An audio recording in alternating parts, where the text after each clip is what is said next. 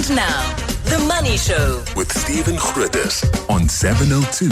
Let's walk the talk. The Money Show with Stephen Grootes is brought to you by ABSA CIB, honoured by the 2025 Salter Awards. Good evening. I'm Stephen Grootes. Welcome to The Money Show.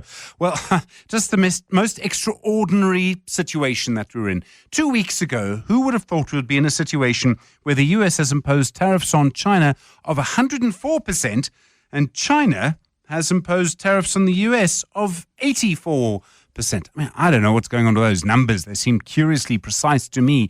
But it is just the most astonishing set of things that has happened. The problem, of course, is how do you go back? I mean, the EU voting today to impose retaliatory tariffs on the US as well. And this is, I hate to say it, but this is one of those situations where all of the people who warned against this have been shown to be right, pretty much, because they all said once one person imposes a tariff, everyone has to impose a tariff. And then to unpick it all just becomes kind of impossible. And who's stuck in the middle?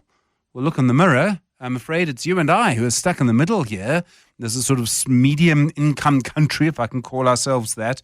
And that really is just the problem. I mean, it is just an unbelievable, quite a crazy set of situations that we see developing. I mean, the US Treasury Secretary, Scott Bessent, he gave a TV interview in the US this morning, their time, this afternoon, our time, and basically talked about how he is ready to lead negotiations. But earlier in the week, the president had said he would be leading the negotiations. So who do you believe?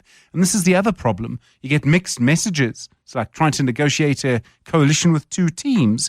And then, of course, you've got the US President Donald Trump's own response to this, where he just says, be cool, now is a good time to buy. And it comes after, and I really wanted to avoid saying this, but it comes after he, was playing golf while all sorts of other things were happening late last week. I mean, it is the bizarre, strange set of circumstances that we're seeing. And there just doesn't seem to be a way out of it. I don't see what the deal would be. I mean, if someone imposed tariffs on you, would you then sit down and deal with them, or would you do something else? And I think that, gets to the point. There's going to be a really big fight.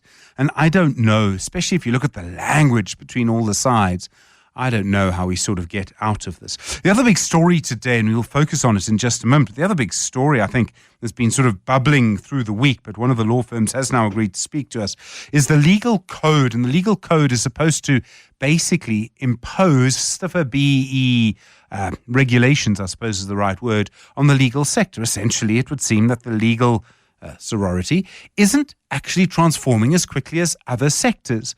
And this is a huge problem. I mean, there's really no reason why they would be slower than everyone else. And I think government is suggesting that maybe they have been. Well, we'll speak to Martyn Davies in a moment. He's an expert on China. But first, let's just hear from one of the big people that you want to hear from in one of these cases. And I'm talking about how we saw the impact of the tariffs on stock exchanges around the world. Earlier today, I was able to speak to Professor Robert Lawrence. He grew up in Johannesburg. He's now a professor of international trade and investment at the Harvard Kennedy School in the US. He's a global expert on these things. He's been in South Africa over the last few days as a guest of the Centre for Development and Enterprise. And I asked him what South Africa should prepare for. Well, I think we're seeing a huge disruption in the global economy as we knew it. The idea that we can take for granted that market access will be guaranteed, that countries can plan on exporting according to the rules of the game, all of these are falling under question. I also think the stability of the global system is under threat. Economic growth, in my judgment, is likely to slow down as a result of this disruption. So you also need to prepare for perhaps a slowdown and at worst a recession. It's very tempting. I mean, Donald Trump is not very popular in South Africa. There's a constituency of people who would think, well, they've been quite horrible to us, quite rude about us. We should retaliate. Would that be unwise given the relative size of our economy? I think it would be unwise. I think South Africa should do what's good for itself. I think it shouldn't be distracted by the fact that Donald Trump has taken these measures. I think South Africa is a relatively small economy. It's unlikely to change America's behavior. as a result of imposing tariffs. And I think additional tariffs erected in South Africa would be bad for South Africa. So I think South Africa should be concentrating on increasing its engagement with a part of the world that is not America. 87% of the world trade does not involve the United States. And so I would say South Africa should continue to try to make itself more competitive rather than react in an angry fashion and simply do itself self-harm. Do we, there will be a queue of people who want bilateral trade deals with the United States. Is there any prospect of that? Trump has singled us out for various reasons. It would seem to me that, in fact, any South African who went from our government to Washington probably wouldn't even get a meeting, which I think makes it quite tough for our people. Well, I do think there is a kind of a fraught relationship between South Africa and the United States. South Africa has taken positions which are at odds with those currently in favor with the Trump administration, whether it is support for Israel, whether it's DEI or affirmative action. There are also times when, whether it's support of Russia in the Ukraine. So South Africa enters into dialogue with the United States at somewhat of a disadvantage. Nonetheless, to the degree that it can engage with the United States and sustain a bilateral trade relationship, it might require concessions on the part of South Africa. That's up to South Africa to decide. I think it should do it. There are other ways in which I suspect this might impact South Africa. Well, I want to ask you, you're the expert. If we see now what is really looks like a full-scale trade war between the United States and China, does that affect other economies too? Does it maybe open up opportunities for other economies? Well, I think it certainly affects many economies around the world. If you supply China, if you supply the United States, and those supply chains are adversely affected, that's definitely going to change the opportunities that are available. China, in addition, as I alluded to earlier, I think it's going to be bad for the global economy. If you sell products whose prices are set in world markets, the prospects are not good. If you've been investing in the stock market in anywhere in the world today, you feel much poorer than you did before. A trade war between China and the United States, therefore, is going to ripple through global financial markets in a very serious way. And so the effects are going to be felt everywhere. Obviously this is going to increase inflation, particularly in the United States, but in other places too. You've mentioned a global recession, and possibly. How far can this go before Trump, if ever, changes tack? Yes, he clearly gives the impression of being a true believer in tariffs, but is this something we're just going to have to live with for a very long time? Well, Trump does have deep-rooted beliefs and faith in tariffs. At the same time, we know, even reading his autobiography, that he's a wily negotiator. And so there are some who are discounting these current events by saying they're simply a ploy to negotiate with foreigners. If that turns out to be true, then maybe this is just a transitory phase. On the other hand, if his faith that he can really keep these tariffs in place, raise a lot of money for the United States, suffer the short-term pain of increased prices and a slowdown in the U.S. economy in order to reap long-term gain, well, he might stick it out. So your guess is as good as mine as to whether what we're currently seeing is a sustainable trend or a transitory development.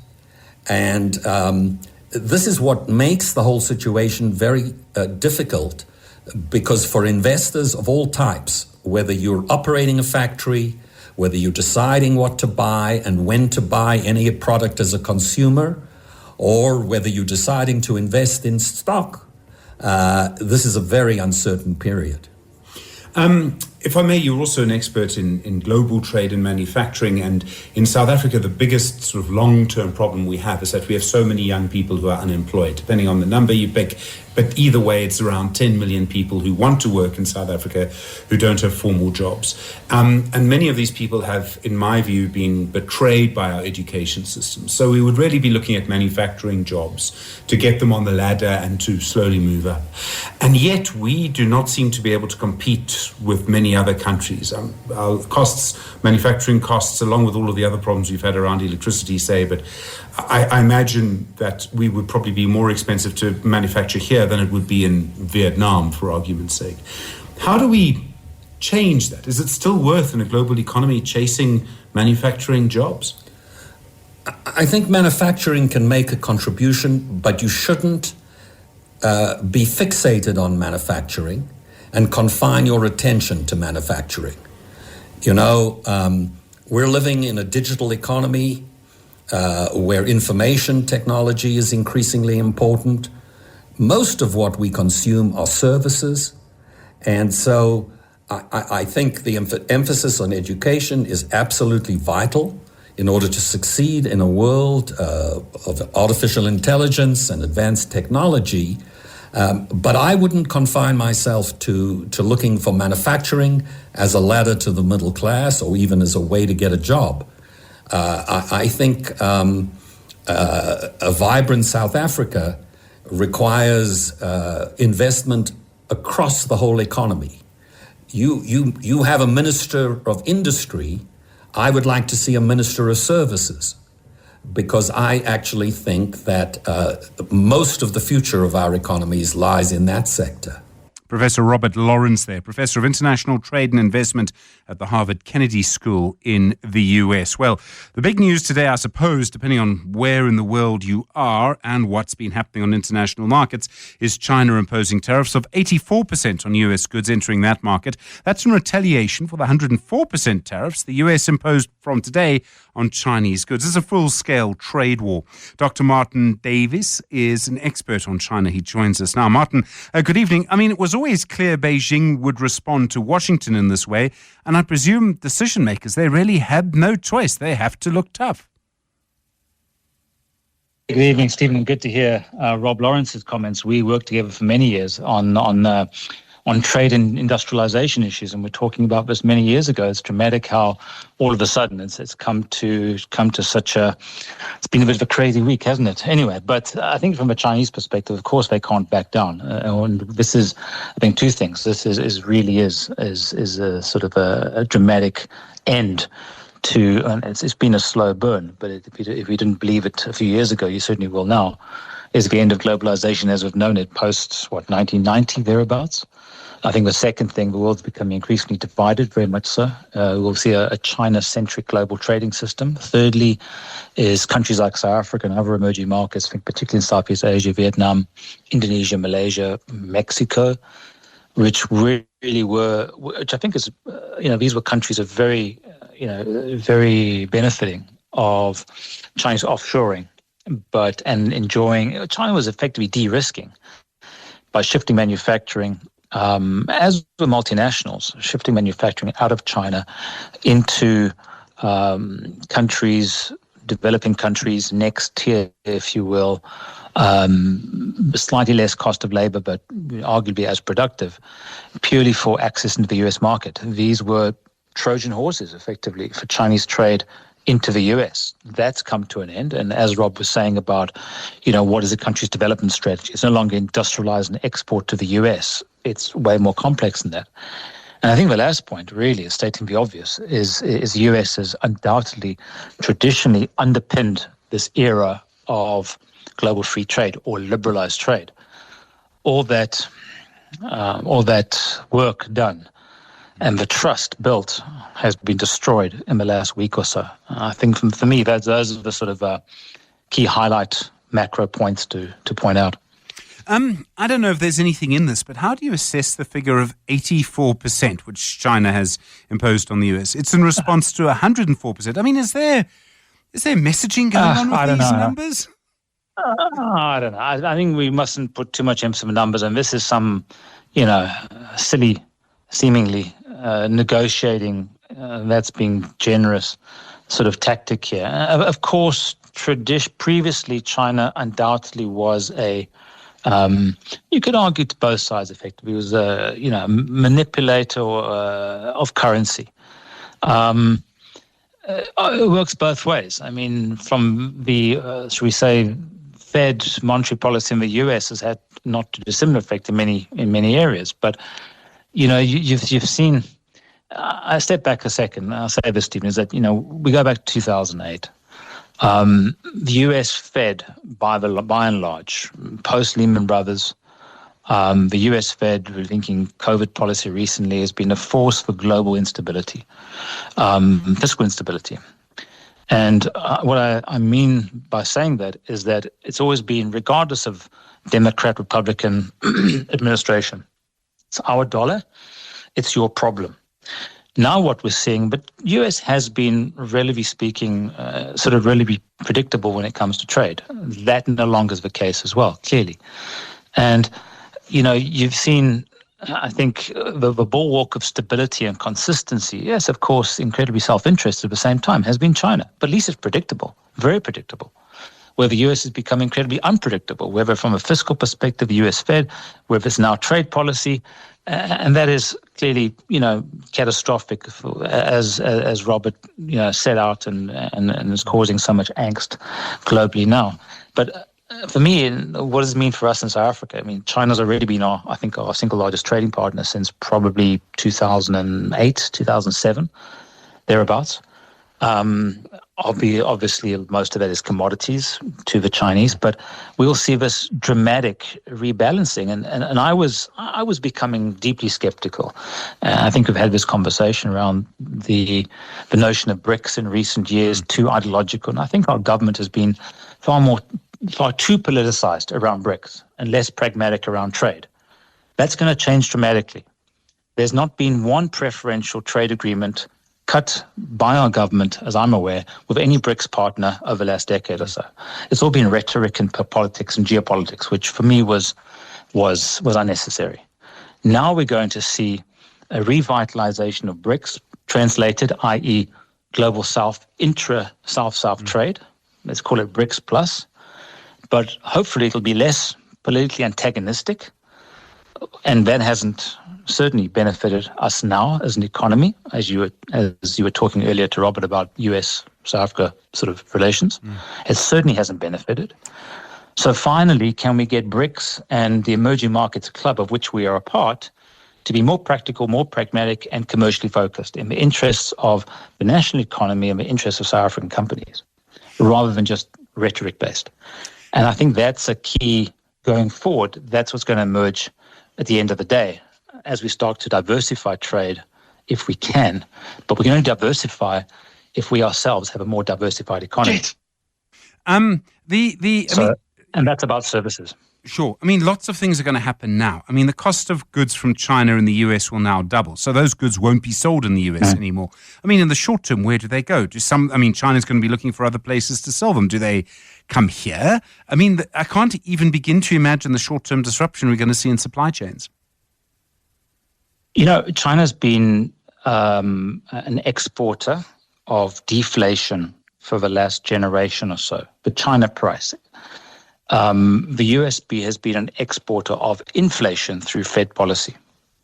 We're already seeing China's look at let's make it real, ArcelorMittal in South Africa. We've already seen how Chinese competition has decimated industries. Traditionally, it started with textile garments. It's moved up the value chain to electronic components extremely quickly.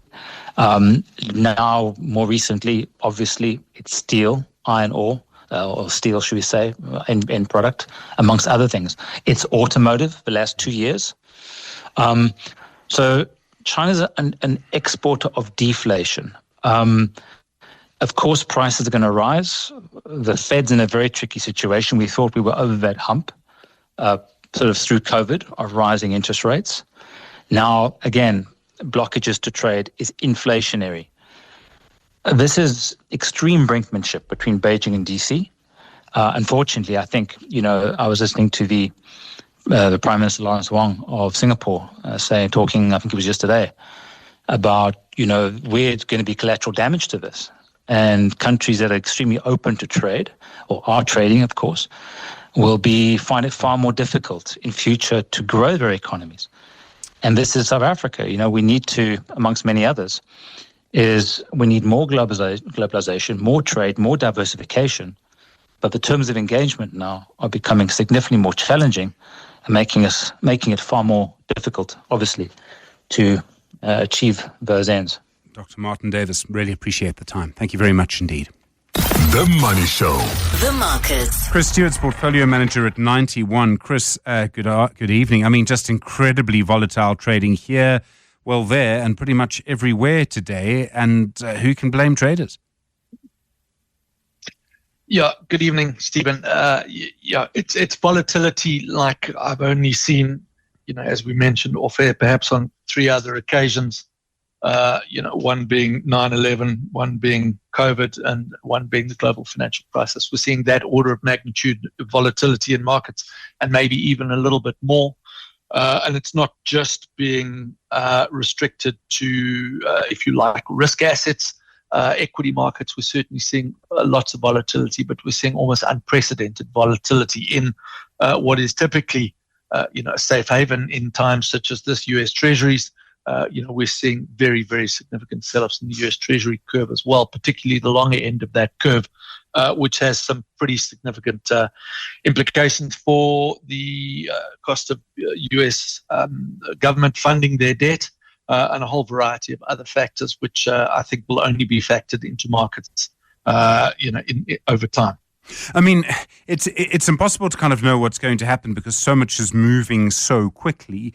But either way, the sort of faith people had in the United States, as Martyn Davies was making the point now, has changed completely. And that must have long-term consequences for how people value U.S. markets and how people value what's going to happen in the future. The system is changing around us and changing very quickly. Yes, it is. It may well do. Let's put it that way. The market is certainly discounting significant changes. There are very, very significant moves in markets taking place, which makes it quite difficult to allocate capital.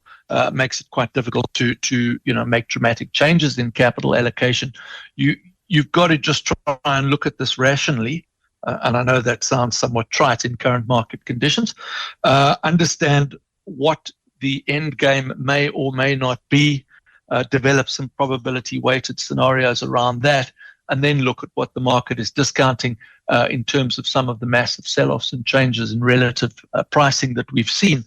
And, where you anticipate that a negative outcome is more than fully discounted, then perhaps you can have increased confidence to make a decision.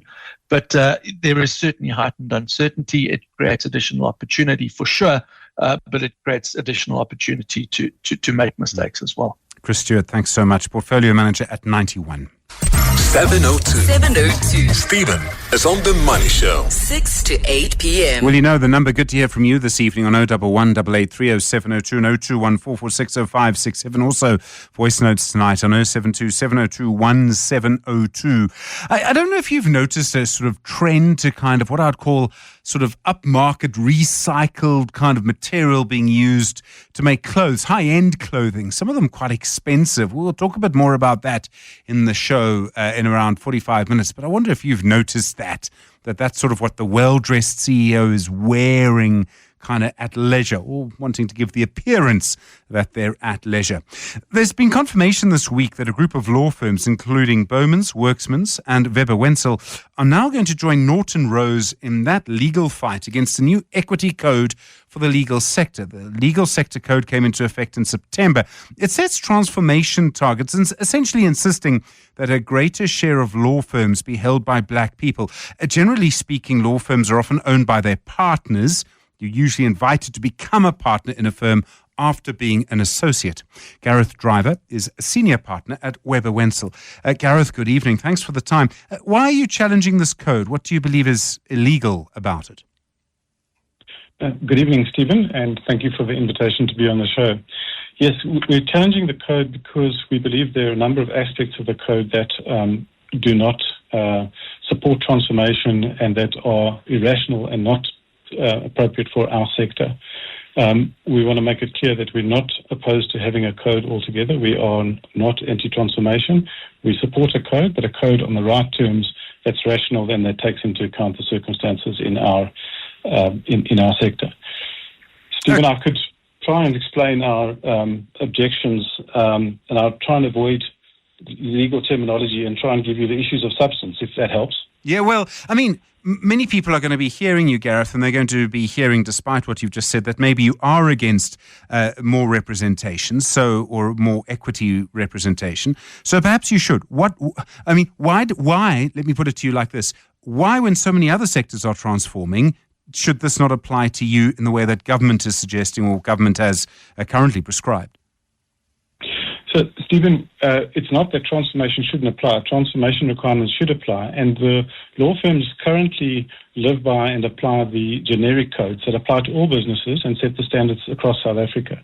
And, we've accommodated those standards, and I think we've done very well to comply with those standards.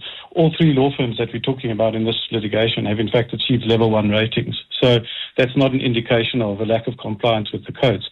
In fact, I think it's worth mentioning that we've actually exceeded the ownership target that's set under those codes.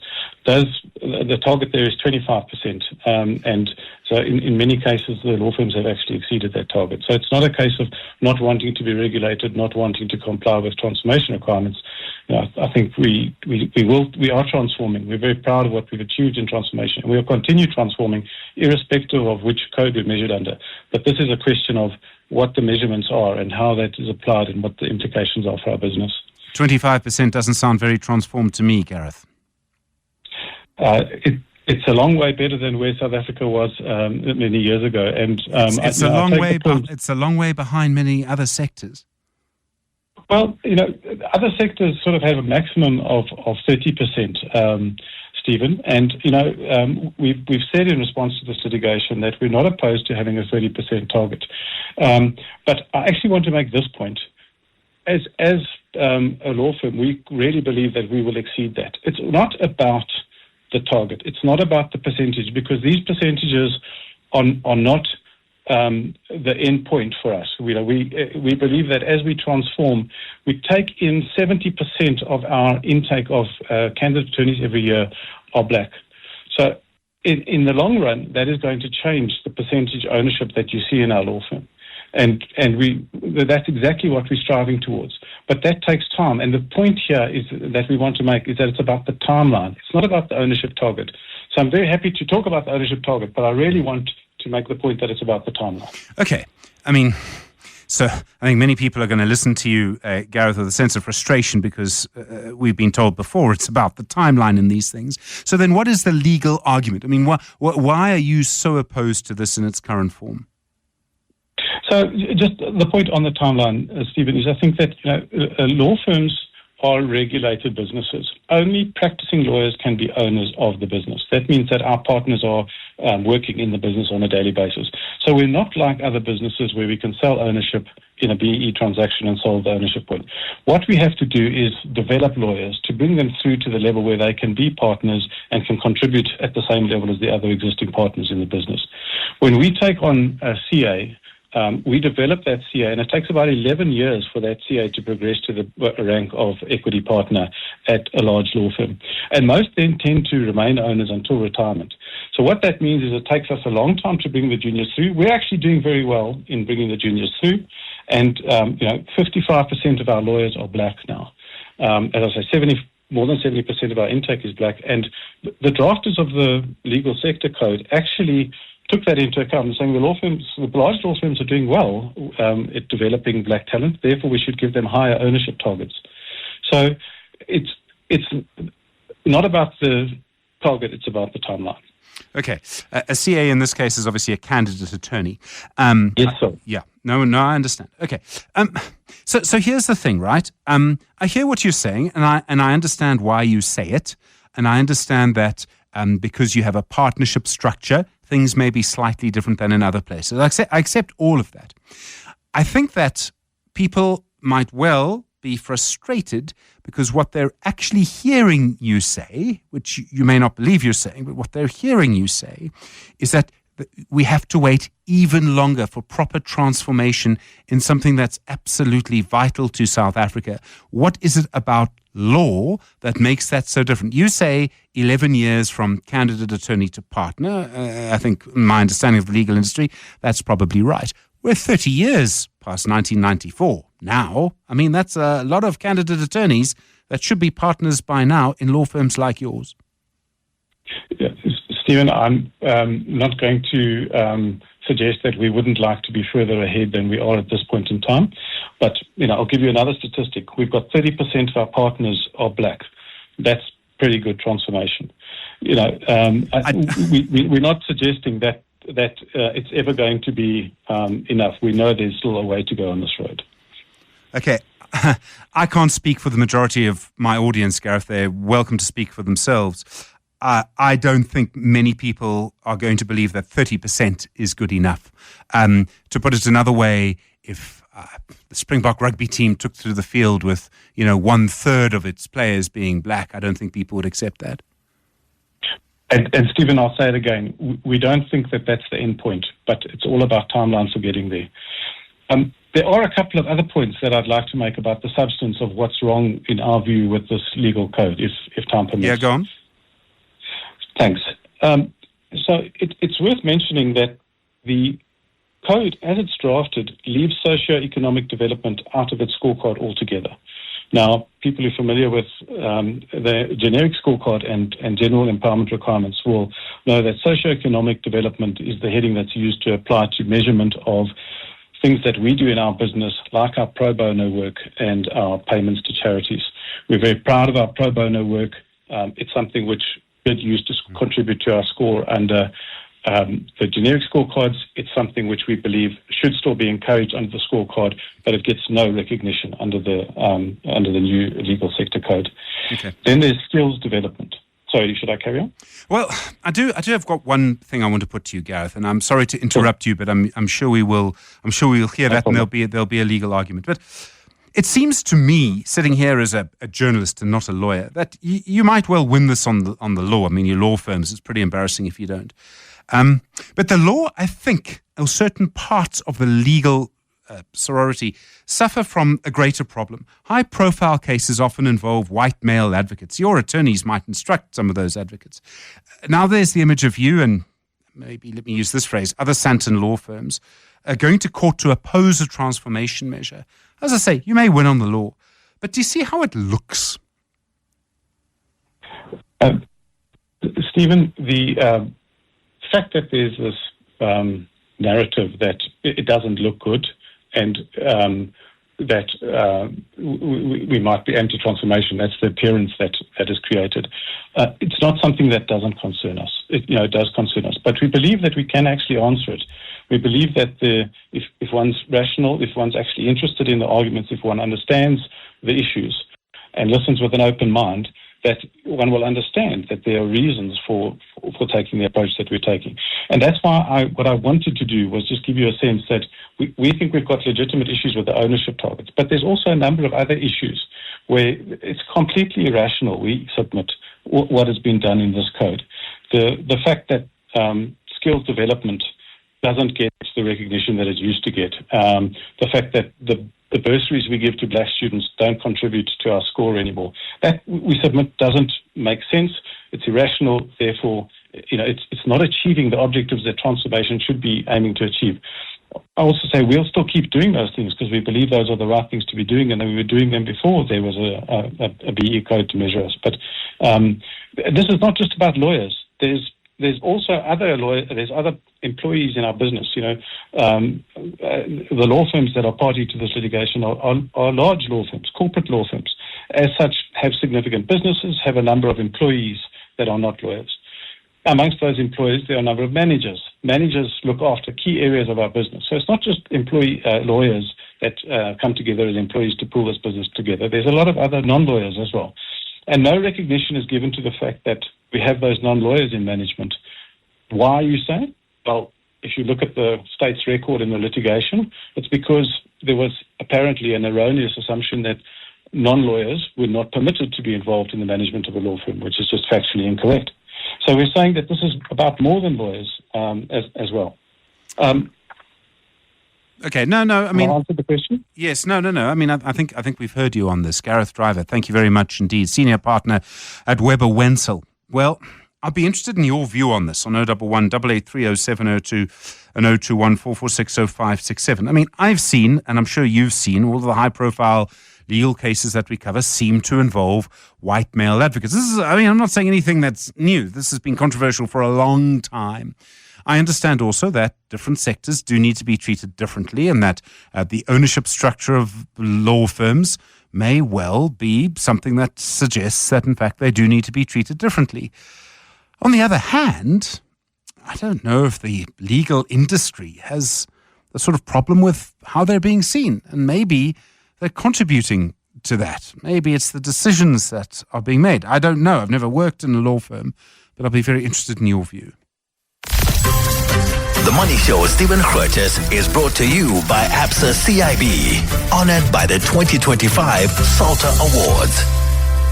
Well, good to hear from you this evening. We will be speaking a bit more about the difficulties in terms of corporate restructuring and how you manage workers when you actually have to retrench people. I mean, it's one of the things, and I hate to say this, but because of what's happening with the US President Donald Trump, because of the tariffs that are being imposed, because of the trade war that we're going to get caught in the middle of, I think this might be something we need to look at. And Wendy Nola has a fascinating story today. She's your consumer ninja about what happens if you lose your house because you can't keep paying for it and actually still, even though you've lost your house, owe the bank money.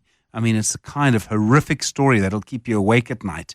It is just something you really, really do want to consider. We'll be looking at that. And then don't forget, from 7:30, Adrian Hewlett, the CEO at Sealand Gear. He's got a really interesting life story, actually.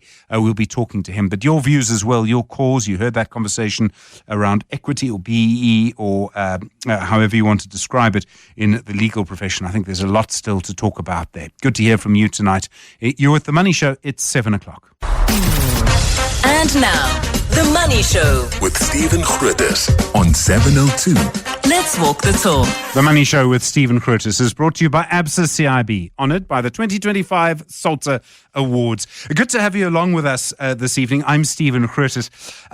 Occasionally you get things, occasionally, all day, you get sent sort of things on WhatsApp, memes, etc. Occasionally some are just genius. And one I've just seen, I'm not going to tell you who sent it to me, just says very simply, what borders on stupidity?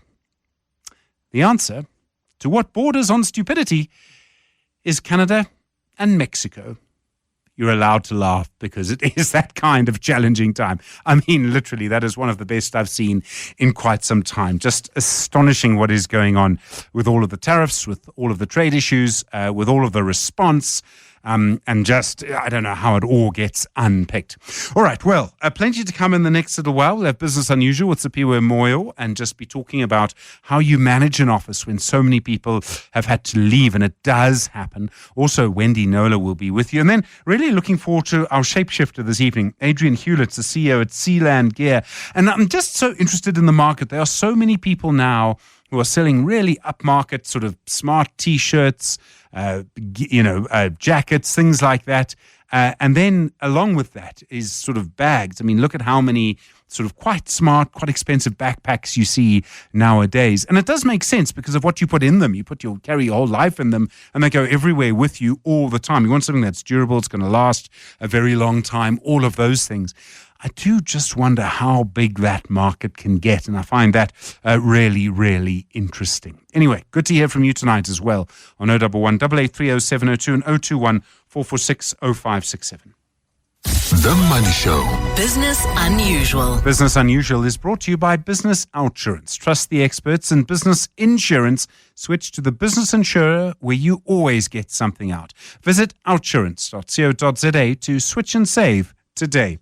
Well, I wonder how many times recently you've heard about companies restructuring, people being let go, people being retrenched, and wondered what happens to the people who remain. And it's entirely possible it's happened to you, or if you are employed, that it may in fact happen to you in one day. But I think as a manager, it's also one of the toughest things to do is how after, maybe a week in which you've been telling people they're going on the Friday, they go on the Monday, you sort of have to look everybody else in the eye. Very difficult situation. Simphiwe Moyo is an organisational behaviour specialist on the line now. Simphiwe, good evening. I mean, we hear about companies that have had to do this, and I always wonder, you feel for the people who lose their jobs, but the people who are left behind, they must be demoralised. Some of them have almost really lost members of their sort of work family. They're very worried about their future.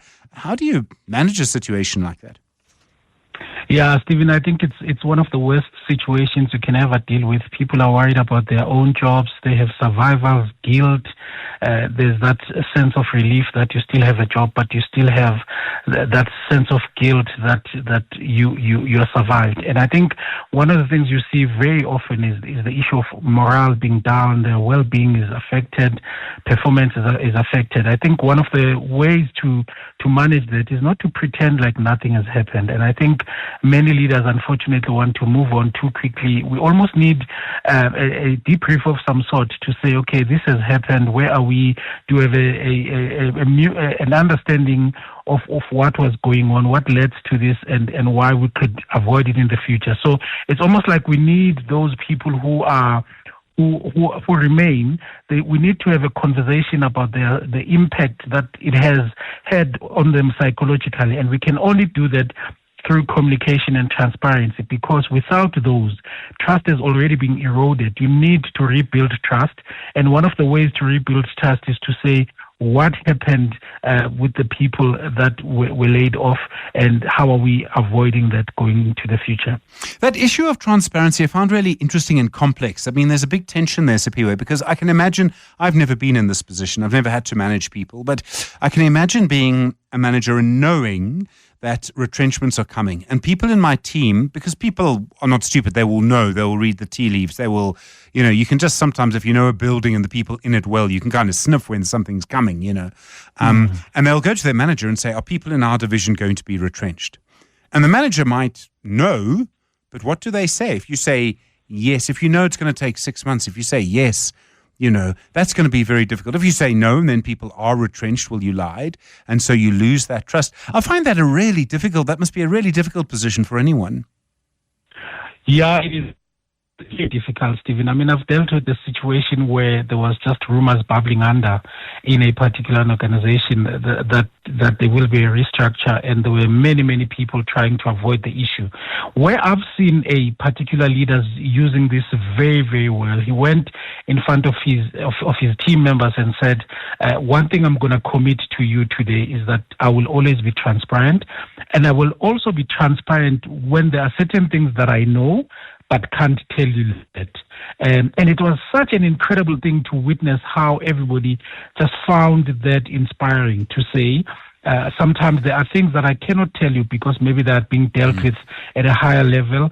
But even that moment where people feel like our manager has been a little bit transparent to us about sometimes there are things that he cannot say, won him a lot of trust. And based on that, he was able to just buy himself time to be able to navigate and have a roadmap of this. And I think that's a better approach, because if you leave the grapevine, the rumor mill running, unfortunately, between that time and when these things happen, you just have people who are just present at work, but they are nowhere mentally.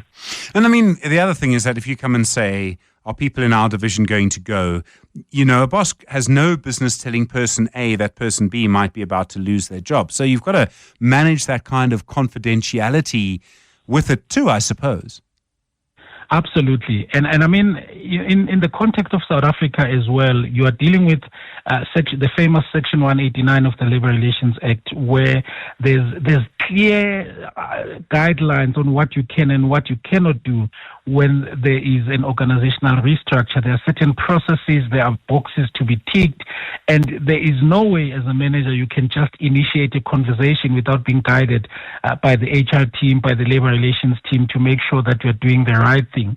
And where I've seen leaders really, really manage it well is to continue to go to the higher levels and say, we need you to speed up things where possible, so that we tell people way ahead in case there will be retraining necessary, in case we will be redirecting some resources and making sure that we give people as much time as possible to find internal positions in other divisions and so on. And so when it's managed quite transparent, it is much better. But as a manager, unfortunately, there are certain guardrails. So even though you have a bit of autonomy in your team, but there are certain clear guardrails that you need to work within if you're a leader. Otherwise, you run the risk of doing something wrong in terms of the legislation. So, Simphiwe, the timing of this, and by which I mean, on one level, it might be tempting to do it all in the course of a week, because then you can kind of deal with the new thing. There might be a financial reason why you have to do that as well. Or you might also want to sort of drag it out, or it might get dragged out.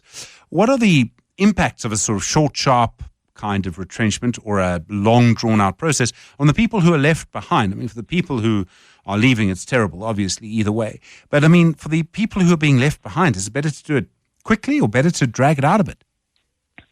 No, I think dragging things out is not helping anybody, because the fear of job loss is really paralyzing, and the role expectation, the role ambiguity that you are facing, and just that perceived lack of control. While everybody kind of knows there's something happening, but we are not just getting into it. It is worse.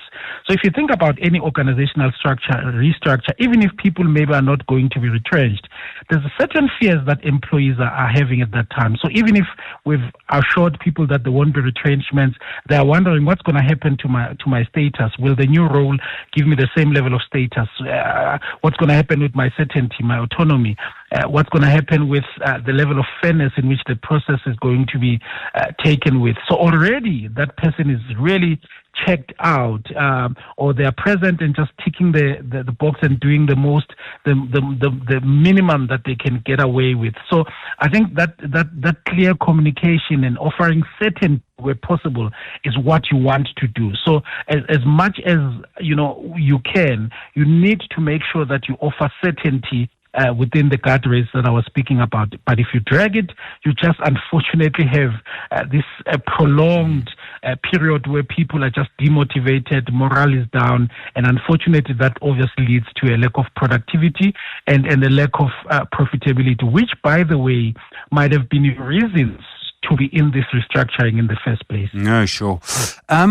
While the process is underway, so say you've got, however long it takes, it's underway. As a manager, you want to help the people who are leaving. You also want to help the people who are staying, but the people who are leaving, who are probably feeling hurt the most, are going to see you investing in the people who are staying, if you see what I mean.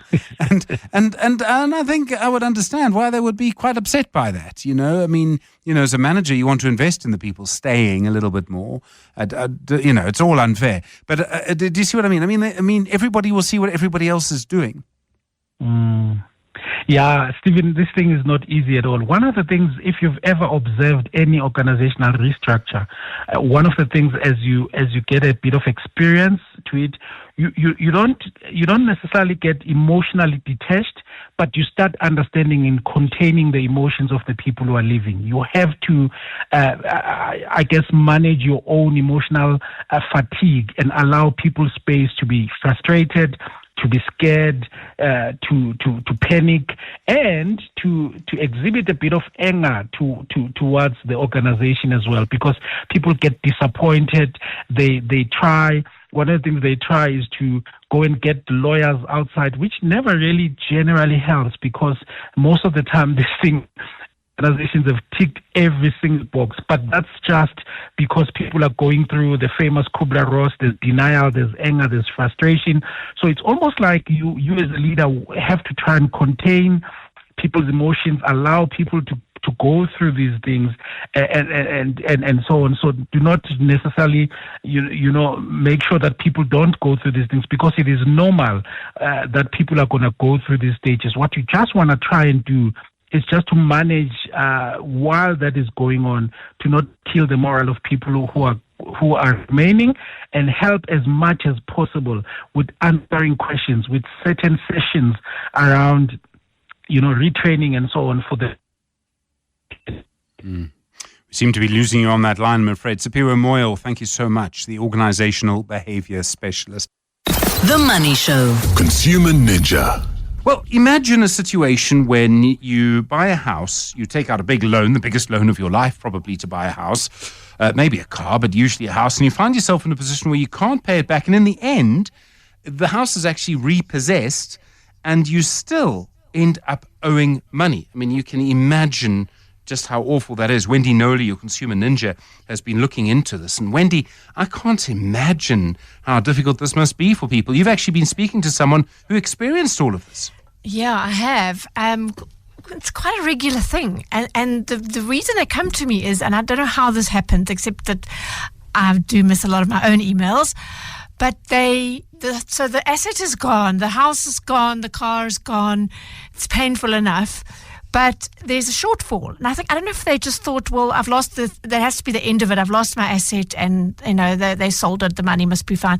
But there's a shortfall, and then it gains interest over months and years. And in this case study, there was a woman called Nazreen who bought a house in Parow, Cape Town, for 350,000 Rand, almost 300,000 of which was financed by FNB. It didn't take long for her to go into arrears. It was 8 months later. She missed her first installment, and then she paid erratically after that. And long story short, the bank served summons on her in October of 2009. So that was 2 years after she bought the house.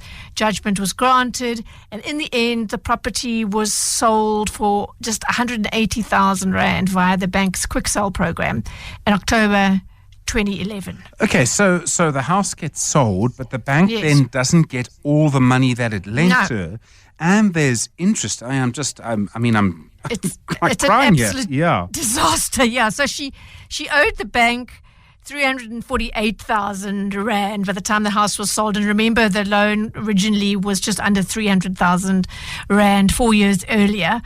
And by the time the property, her house, was registered in the new owner's name, Nazreen was left owing the bank 263,000 Rand. Okay. And she's not made a payment since. And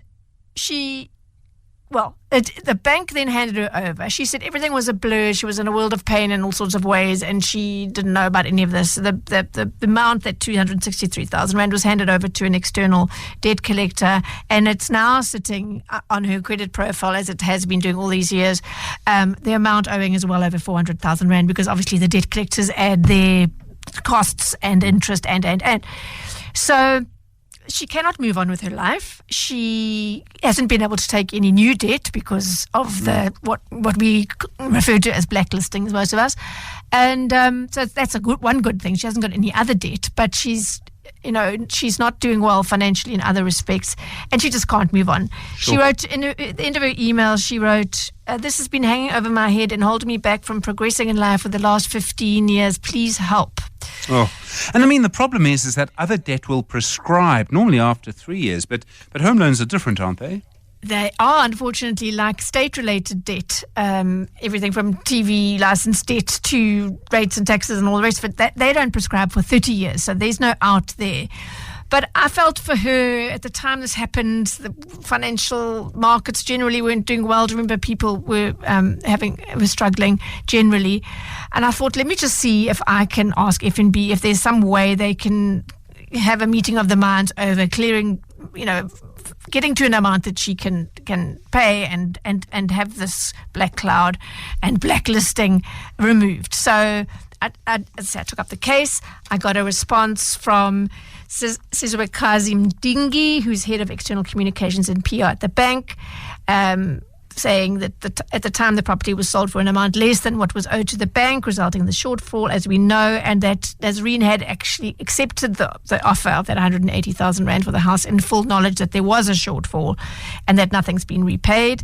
The bank, however, is keen to help our clients settle the matter, and we would like to offer a 70% discount on the initial shortfall. So not on that 400,000 rand the debt collectors wanted to pay, but on that, what was it, 263,000 rand odd. And that works out to about 80,000 rand when you consider, what the debt collectors are wanting from her. That is a wonderful discount. But it still doesn't help, and because, as I said, she's got a small business. She started last year. It's barely operating, and she can't take out a loan because full circle of that blacklisting. So I really got a bit cheeky, and I went back to the bank and said, you've shown willingness to settle this. Is there any way you would be amenable to Nazreen paying it off? Because otherwise they're going to get nothing. They're going to get nothing, exactly. Yeah. What did they say? They said yes, in short, and losing many words, but the answer was yes. They've asked her to get in touch with a certain person in the bank via email to get it worked out. So I feel really happy for her. It's not money she doesn't have, but the emotional on top of financial anguish that this has caused her for so long is really, I think, to just get this settled, to find a way to pay that almost 80,000 rand off over however many years the bank will allow her to do so, will really be a huge, huge improvement in her life, put it that way. So, I'm glad that it's not the best of endings, but it's happier than it was. There are a lot of lessons to take away from this. And the fine print, I'd rather read my cell phone contract than my mortgage thing. It's unbelievable. But there are lots of lessons from this. There are. The first one is don't overcommit. And that's easy to say. A lot of homeowners do underestimate the full cost of home ownership. And so there's a lack of financial education and awareness there. But for many people, and it would have played a role here as well, life happens. We go into a recession, or there's a major medical event or something, and what you were affording, you suddenly aren't affording anymore. And so the lesson is to get some help. Going under debt counselling is one option, as long as you end up with the right debt counsellor and not one of the many skillums who are out there. And do that before the bank takes legal action against you. I have to say, Nazreen did try and go that route. That's another long story that we don't have time for, but she did attempt that initially. And then big one, the reason these cases end with me mostly is because people don't realize that there's a shortfall, or that they're in denial about it, or that whatever, but they don't deal with that shortfall. I can imagine having to pay for an asset that you no longer have. It must be incredibly painful in all ways, but you have to deal with it. Otherwise, as in this case, it grows and grows and grows to the point that your life becomes really, really difficult. It's also, I feel for people in this, because they've lost so much money already. They've lost a home, which was probably the biggest thing in their family and possibly in the history of their family, to buy an asset like this, and they've lost that. And now you don't have a place to live, and you've got all of this debt. And I understand that the bank has books to balance and all the rest, but it's just the most awful thing. It is terrible, and it really has an emotional impact on me as well, because you can just put yourself in their shoes, and the awfulness of it is huge. So I was really really, really gratified to be able to make a small difference in this case, and be able to talk about it in the hopes that other people don't fall into this trap. And Wendy, it really is, when it comes to taking on any kind of debt, it's back to the same thing. You've got to read all the small print and understand it. And if you don't understand it, make them explain it to you again. Absolutely. I think too many of us don't want to come across as being ignorant or whatever. I think the older I get, the easier I find it to say, please explain this to me like I'm 5, because I'm not a fay with this. And I think we need to get used to asking those questions and making sure that we fully grasp what it is that we're getting into. Wendy Nola, Consumer Ninja, thank you very much indeed. The Money Show. Shapeshifters. We'll get to Shapeshifter in just a moment, just to update you on the US market reaction to that decision by the US President Donald Trump to say that he is going to have a 90-day pause, 3 months on tariffs. The Dow Jones surging by more than 2,000 points in the last few minutes. The Nasdaq jumping 7%. So incredible market reaction to this. And you can imagine why. And of course, markets have been all over the place the last few days. I imagine this will lead to surges across markets in Asia, except, of course, for China. I wouldn't expect the Hang Seng to move very much tomorrow. Their tariffs have just been increased. As a really dramatic announcement by the US president tonight. All right, let's focus now on your shapeshifter this evening. His name is Adrian Hewlett. He's the CEO at Sealand Gear. And he has a kind of slightly unorthodox background, if I could say that. Been involved in many things. Now finds himself as the CEO of a company that primarily makes really quite nice backpacks and bags and clothes. Adrian, good evening. Thanks so much for joining us as your shapeshifter, and sorry for delaying you because of, the American president. I was going to say good evening, Stephen, and thanks for having me on your show. It certainly sort of makes my story pale into insignificance when you think of the wild time we're living through. So grateful to be on your show, but also watching with keen interest as to what seems to be unfolding on a day-by-day basis, or minute by minute. Indeed. We may find your story has a bit more meaning. Let's start. You grew up, as I understand it, actually in Zambia and Mozambique. And I wondered if that informed your sort of, entry into an entrepreneur, but I'll get to that in a moment. What kind of communities were you growing up in? I mean, your family was moving around a little bit. Yeah, that's correct. So I was born in Zambia. My father was farming there. He was originally from Kenya, and my mother had met my father on holiday and was from Belgium, didn't speak English, French speaking, and she moved out to live with him in Zambia. And young in my life, we moved to Mozambique during the war in the early 80s. And despite an incredibly challenging place to live in terms of being, at one stage was the poorest country in the world and going through a terrible civil war, I was also very fortunate to have some incredible moments in my upbringing and spend a lot of time in the outdoors and a lot of time in the ocean, which I guess formed a love for the planet that I have today. But it was perhaps a more unusual upbringing. I mean, and the fact that you were traveling around, the fact you were having these experiences, do you think that gave you a view of the world that maybe many other people didn't have? I mean, I suppose so. I don't want to be arrogant in saying that because I was exposed to a couple of different countries and therefore traveled a bit that I got to see more than other people. But I think, you spoke about entrepreneurship in the beginning. I think what I certainly, for some reason, have always had a belief in is that I enjoy trying to define the way in which I do business and therefore the businesses that I'm involved in operate.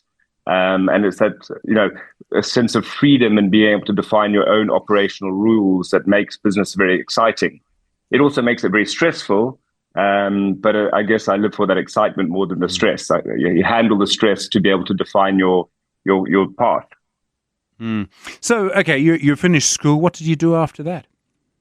So I finished school actually at boarding school in Johannesburg. I had absolutely no idea what I wanted to do, and I might argue that I still have no idea what I want to do. But it led me to taking a gap year and eventually landing up at UCT.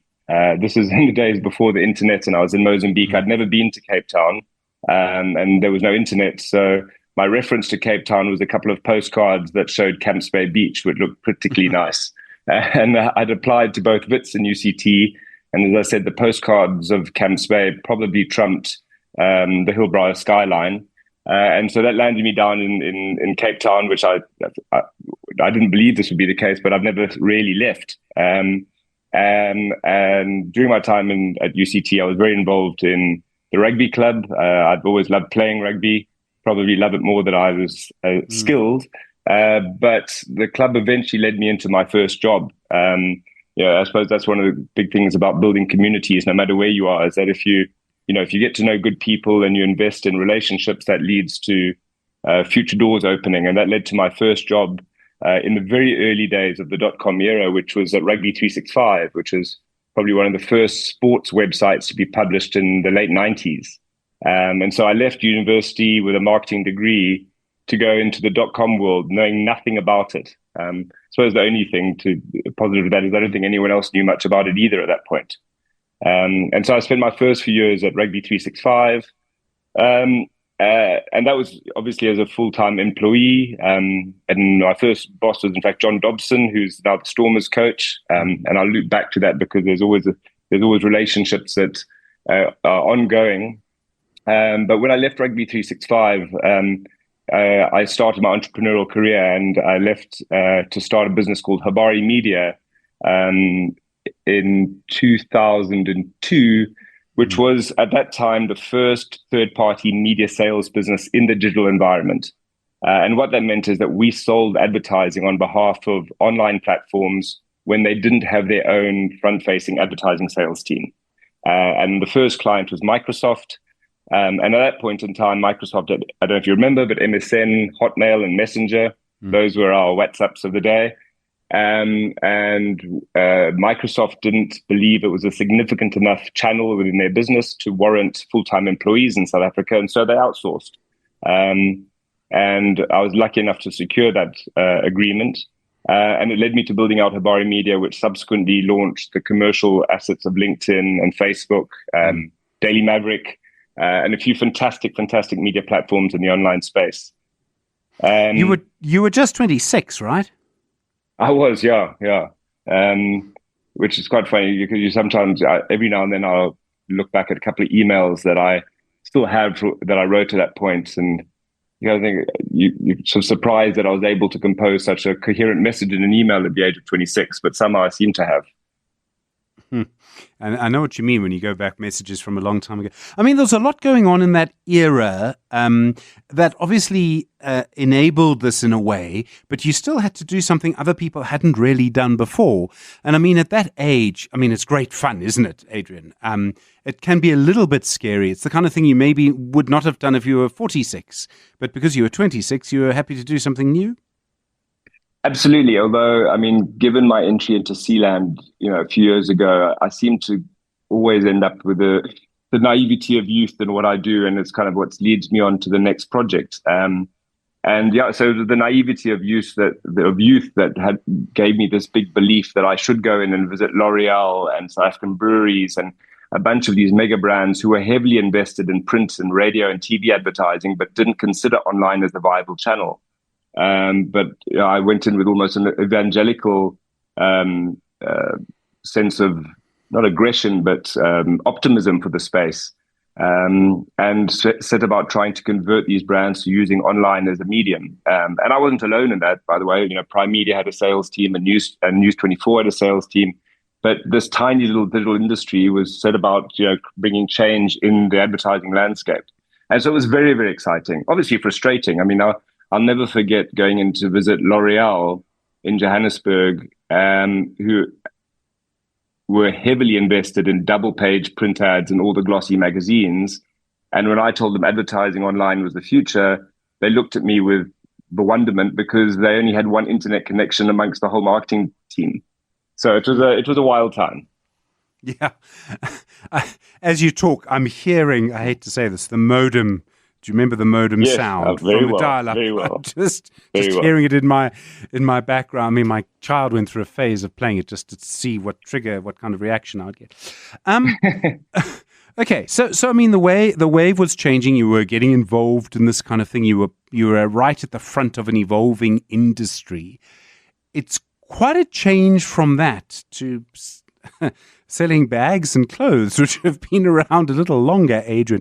There's quite a story behind how you ended up as the CEO of Sealand, right? Was it during the pandemic? It was. I mean, if you don't mind humor me for 2 more seconds, because it does lead into it, is that what happened with Habari Media is that in many cases, the advertiser decided to try the channel but couldn't make the ad. And so in that process, I set up a small digital creative team who would then actually make the ads on behalf of the client so we could serve them on MSN or Daily Maverick.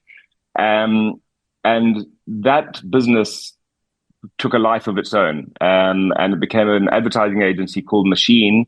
And I set a path for it to kind of reverse engineer so that it eventually would be a fully through-the-line advertising agency. And that is what Machine became. And during that process, I had to divest out of Habari Media because controlling an advertising agency and controlling media space is a little bit overreaching. And so Caxton bought over Habari Media, and I invested my time in Machine and grew that advertising agency that was born out of digital. Without planning, I got an unsolicited offer from a large advertising network, and by 2015, I had sold Machine to Publicis, which is a fantastic advertising network, and Publicis Machine, or it's gone back to being just Machine, continues as a fantastic advertising agency. But by the end of 2017, I realized that I was more of an entrepreneur and needed to go back into smaller entrepreneurial ventures. And I loved my time working with brands, but really thought it would be amazing to be involved in my own brand. And I'd stumbled across on Instagram this brand called Sealand shortly after it launched, and I think that would have been early 2016. Started by a guy called Jasper Eels and another guy called Mike Schlebach, and it was this small brand making what I perceived to be really high quality gear from waste material, but with a really powerful message around both people and planet, and making gear in South Africa that we could be truly proud of and would want to wear, but that was also extremely kind to the planet. And so I followed the brand as I was going through this evolution of leaving Machine, and eventually stumbled across a bag in a small store in Knysna and decided to buy it on the strength of what I'd seen on Instagram, and was blown away by the rugged quality of this bag. You know, it had highly durable zips, really thick canvas material, bright, vibrant colors, and it stood out. And on the back of buying that bag, I cold called the guys to find out if there was an opportunity to participate and if they needed help. And I guess luckily they did. And they had a couple of offers, because I think what they set up straight from the get-go, which was amazing, was this very clear message for what the brand stood for, and the business really resonated that message. It wasn't just something on the packaging. And so that led me to investing in the business in 2018. But it would only be in 2020 when, real disaster struck on a global basis during COVID, that I would then end up going in full time to run the business as CEO. We're speaking to Adrian Hewlett. He's the CEO of Sealand Gear, and you're talking about his journey as your shapeshifter this evening. Just to update you very quickly on one or two things happening around the US presidency, the confirmation tonight from Donald Trump that he is pausing the tariffs for 90 days on most countries, not on China. China's tariff gets increased to 125%. But just some news from Reuters. Scott Bessent, who is the Treasury Secretary, saying that the pause is not because of the market reaction, and Mexico and Canada are being included in the 10% tariff. In other words, they are not going to face the tariffs they were going to face before tonight's announcement. But Trump also saying, and Bessent also saying, that countries who did not retaliate against the United States will now be rewarded. Just a comment, if I may. Someone slaps you, you don't retaliate, and now you're getting rewarded for it. I'm not the one making trade policy. The Money Show. Shapeshifters. Adrian Hewlett's the CEO at Sealand Gear. He's your shapeshifter this evening. So, Adrian, okay, various things happen. You find yourself as the CEO of this company. Was it quite a change? I mean, it must have been quite a change from what you were doing before. You obviously had, and must have still, an affinity for the brand, but it is quite different from what you were doing before. Far more different than I ever could have imagined, Stephen. Again, I was referring to my own naivety earlier on as a 26-year-old, but as I said, I think in my mid-40s, there was the same thing. And, you go into something with no real concept of quite how different it is. So yes, I loved what the product was, and yes, I loved the brand, but I had, coming from an advertising background, which is essentially a professional services business, to go into a business that has retail stores, production, manufacturing, supply chain. And then on top of that, you're trying to do everything in a sustainable manner, being very fussy about where you procure your materials from, very fussy about the labor rates that are paid and the living wage. And so it potentially, and I often say this to my wife, it's been the most challenging time in my life. And And that's even when Sealand was a business a fraction of the size of the business I had left behind. But challenge brings out the best in people, I think. And then the trick is to also go and seek out help. And I've had some incredible people along the way help me with mentorship and guidance that helped me navigate this different world. There's quite a bit of competition in the space. Some of the more international brands, I mean, you can't sort of walk through Sandton without seeing a Thule backpack. And then in the clothing space too, I mean, you can't walk through Sandton on a weekend without seeing, a Kingsley Heath shirt. I mean, how do you find dealing with that kind of competition? And you are putting together something out of recycled products. I do wonder if that has an impact on your price in the end. Yeah, so I mean, I think therein lies both the challenge, but also the opportunity. So firstly, so if we take backpacks as a category, it's a booming category. I still, I think back to the beginning of my career, and my big investment was a leather briefcase that I bought at Harrods at the age of probably 25 or 26, which was way more than I could afford. And that was my professional bag. That's what my laptop and my book went into. And that's how I showed up at a meeting. In those days, you didn't use a backpack. It just wasn't smart enough. Today, the corporate backpack is very much an accepted form of corporate luggage. So the category is massive.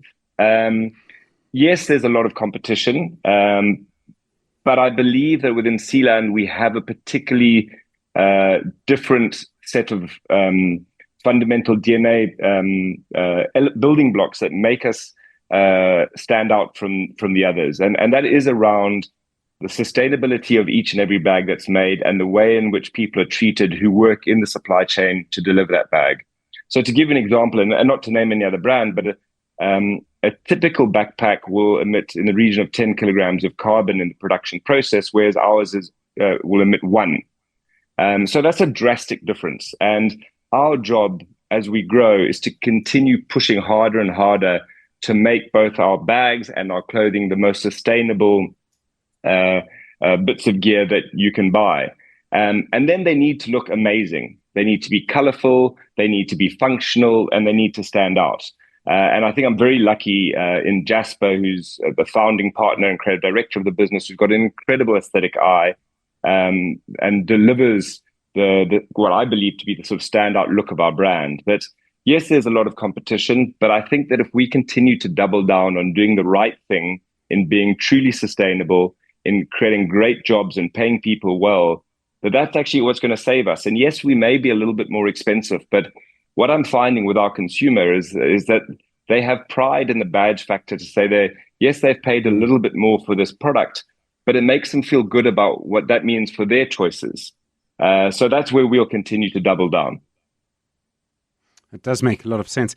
We've got 2 minutes left, and I just wanted to ask about, do you get any time to relax? And I wondered if the sea is still your vibe. Absolutely. So unfortunately, I had a knee op in the last few months that's kept me out of the ocean more than I would like. But luckily, paddle skiing gets around the knee problem. So I spend as much time in the ocean as I can.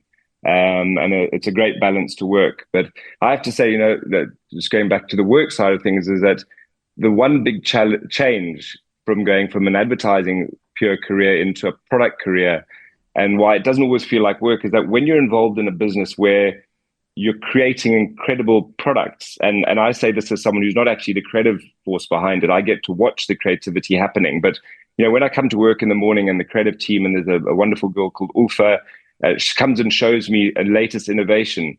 It doesn't feel like work. It's like having toys every day. I come to work and there are these new toys being created, and then the job is how do we commercialize them. But it's a very fun business to be in, despite the fact that it has all the challenges that I mentioned before, and of course cash flow. And yes. A growing business like this is very cash hungry. But if you discount that, it's such a fun business to be a part of, and to be doing good at the same time. Adrian Hewlett, thanks very much indeed. Really appreciate the time. CEO at Sealand Gear, really fascinating story.